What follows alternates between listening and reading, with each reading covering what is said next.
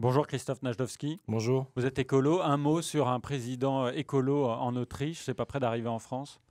Si, pourquoi pas. D'abord, c'est un grand ouf de soulagement pour avoir évité d'avoir un candidat, un président d'extrême droite. Et puis c'est aussi, je dirais, aussi une joie de voir que l'Autriche peut, un pays européen peut avoir comme ça un président écologiste.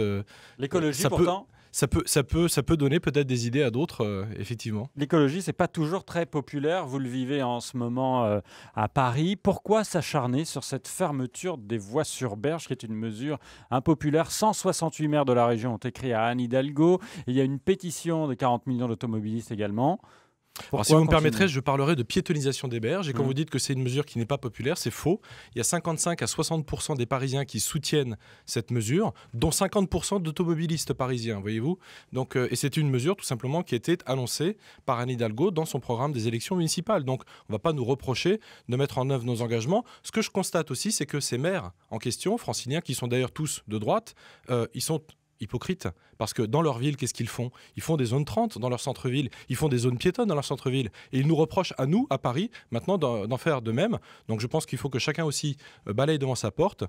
Nous avons donc une légitimité, on va dire, démocratique, issue des urnes et issue des municipales de 2014. Donc nous mettons en œuvre les engagements. Et je précise aussi que Anne Hidalgo avait convié les maires de la métropole en 2015, bien avant la décision de piétonisation, et à l'époque, seul un maire avait répondu à l'appel. Donc c'est un peu fort de café de reprocher à la maire de ne pas avoir concerté, alors que lorsqu'elle avait convié les maires à discuter, eh bien, quasiment aucun d'entre eux n'était venu. Christophe Najdowski, on évoque ce matin donc le pic de pollution en ce moment et les voies sur berge fermées en partie à la circulation. Est-ce que vous pouvez nous garantir qu'à terme, ces fermetures entraîneront la fin de ces épisodes de pollution, de pics de pollution? Je crois qu'il ne faut pas tout mélanger d'abord. Les pics de pollution, ils ont des raisons qui peuvent être très variables et ils concernent toute la région, voire même davantage. Parfois, ils peuvent concerner tout le territoire national, voire même concerner une bonne partie de l'Europe. Donc aujourd'hui, on a un pic de pollution qui est dû essentiellement à des facteurs locaux, c'est-à-dire essentiellement la circulation, le trafic routier et le chauffage. Donc on est en hiver.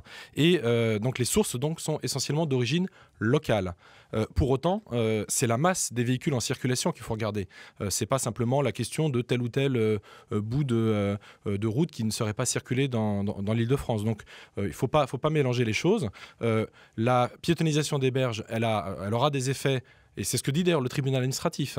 Elle aura des effets à long terme. Elle permettra de réduire le volume global de circulation automobile à long terme. Et donc, elle aura des effets sur la pollution à long terme.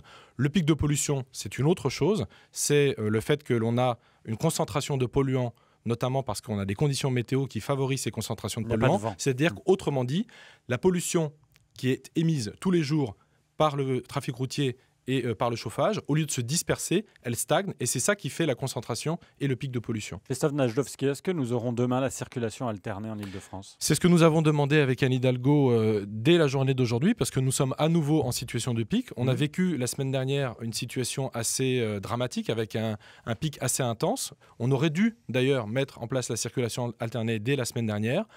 Il y a eu une réunion hier avec le préfet de police à laquelle donc, nous avons à nouveau demandé la mise en place de la circulation alternée. Cela nous a été refusé parce que on s'abrite derrière des textes réglementaires qui disent qu'en gros aujourd'hui il faut qu'on ait 4 jours consécutifs de pic pour pouvoir mettre en place des mesures. Nous estimons que la santé publique ne doit pas attendre, on doit agir en urgence quand on est en pic de pollution. Et donc, si les prévisions d'Air Paris à 11h aujourd'hui indiquent que nous sommes à nouveau en situation de pic de pollution demain, nous redemanderons bien évidemment la mise en place de la circulation alternée, qui est la seule mesure aujourd'hui, en l'état actuel des textes, qui nous permettent de réduire l'intensité des pics de pollution. Et en même temps, on a entendu la dernière fois que c'était une mesure injuste, puisqu'elle prenait la moitié des automobilistes, en gros, et elle leur interdit de rouler, même si ils ne polluent Alors, on est moins bien d'accord. ou pas. On est bien d'accord sur le fait.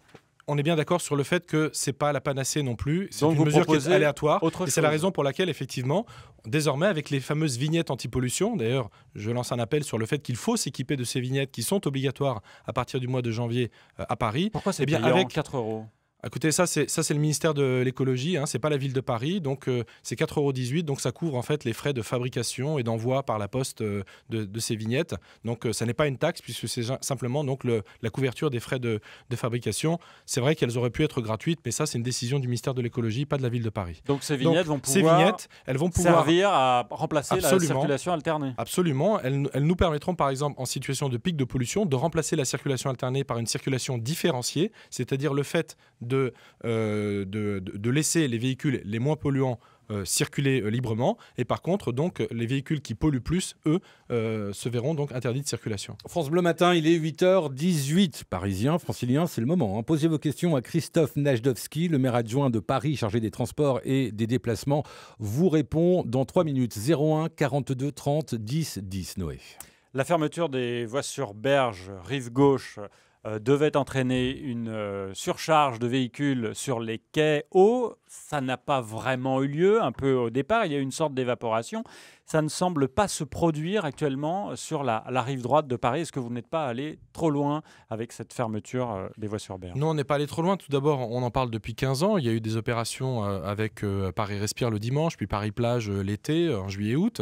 Donc cette question, elle est dans le débat public depuis une quinzaine d'années. Et comme je vous le disais tout à l'heure, c'était aussi un engagement donc, qui a été pris auprès des Parisiens lors des élections municipales. Aujourd'hui, ce que l'on sait, c'est que d'abord, il faut entre 6 mois et 1 an avant que la nouvelle donne soit complètement intégrée dans les comportements. Là, on est maintenant à 3 mois. On commence à avoir des premières indications. D'ailleurs, on a des indications qui montrent que sur les itinéraires de report, c'est-à-dire notamment sur les quais hauts ou encore sur le boulevard Saint-Germain, en octobre, il y a une diminution du trafic par rapport à la situation de septembre. Ce que l'on sait aussi, c'est que les reports de circulation... Vous l'avez fait pendant les vacances scolaires aussi, cette étude. Alors, très bien. Donc, Vrai ou pas? Non, mais bien évidemment, ça intègre aussi la semaine de vacances scolaires, c'est évident.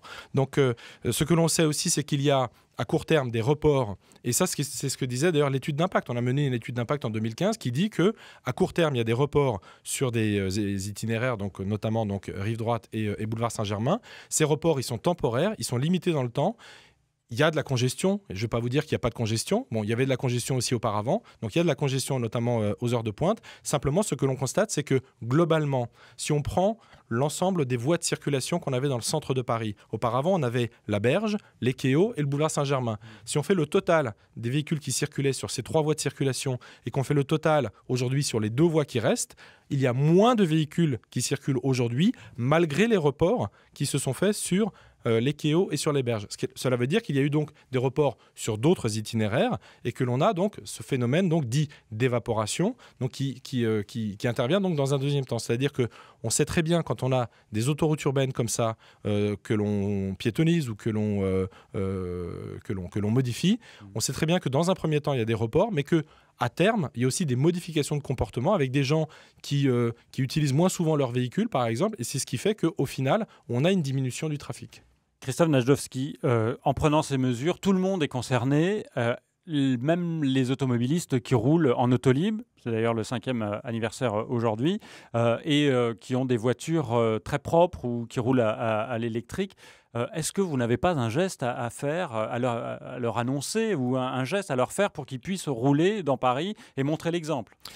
Bien sûr que si, puisqu'on évoquait les vignettes anti-pollution. Ces vignettes anti-pollution, elles vont permettre donc de circuler donc, en véhicule propre de manière plus facile et plus aisée. Par exemple, pour 2017, on réfléchit à la mise en place donc, d'une voie dédiée pour les véhicules propres pour mieux circuler dans Paris. Donc, ainsi, donc, on pourrait avoir, comme on l'a par exemple sur certaines autoroutes sur lesquelles on pense aussi à ces questions de voies dédiées. Donc, on pourrait avoir donc, une voie qui serait réservée aux véhicules propres, donc ceux notamment qui auront la pastille véhicule électrique, donc c'est une possibilité. On a aussi la gratuité du stationnement pour les véhicules électriques. Alors sur les voies de bus, la réponse est non. Pourquoi ? Parce que si on a trop de véhicules qui circulent dans les voies de bus, ça gêne la circulation des bus, ça gêne la circulation des taxis, ça gêne les cyclistes qui circulent aussi dans ces voies de bus. Et donc, il ne faut pas non plus trop encombrer les voies de bus. Et donc, c'est la raison pour laquelle on n'est pas favorable à ce que les véhicules électriques y circulent. Christophe Najdovski, l'adjoint à la maire de Paris en charge des transports et de l'espace public,